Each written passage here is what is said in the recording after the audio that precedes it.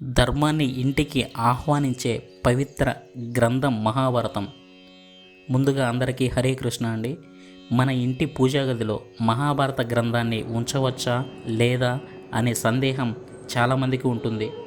కొంతమంది ఉంచకూడదని, మరి కొంతమంది ఇది పవిత్ర గ్రంథం కాబట్టి తప్పకుండా ఉంచాలని చెబుతారు.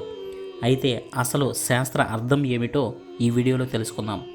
మహాభారతం కేవలం యుద్ధ కథ కాదు, ఇది ధర్మం, నీతి, భక్తి, కర్తవ్యం, జీవన సత్యాలు నేర్పే మహా ఇతిహాసం. ఇందులో కృష్ణుడి దివ్య ఉపదేశమైన భగవద్గీత కూడా ఉంది. అందుకే మహాభారతం ఇంట్లో ఉంచడం అనేది అశుభం కాదు, కానీ దానిని గౌరవంతో, పవిత్రతతో పూజించాలి. పూజా గదిలో దేవతల విగ్రహాల పక్కన ఒక శుభ్రమైన వస్త్రంపై ఉంచితే చాలా మంచిది. మహాభారతం మనకు ఒక గొప్ప సందేశం ఇస్తుంది.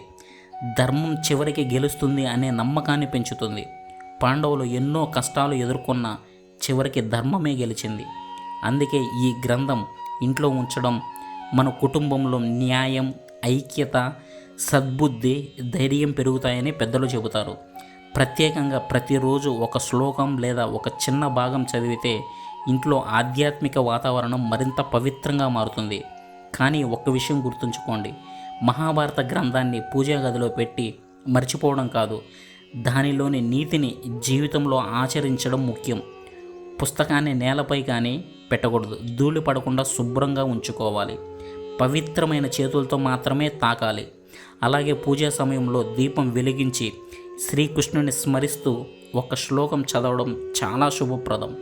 కాబట్టి ప్రతి హిందువు యొక్క పూజా గదిలో మహాభారతం ఉంచడం శ్రేష్టం, ఎందుకంటే అది ధర్మానికి ప్రతీక.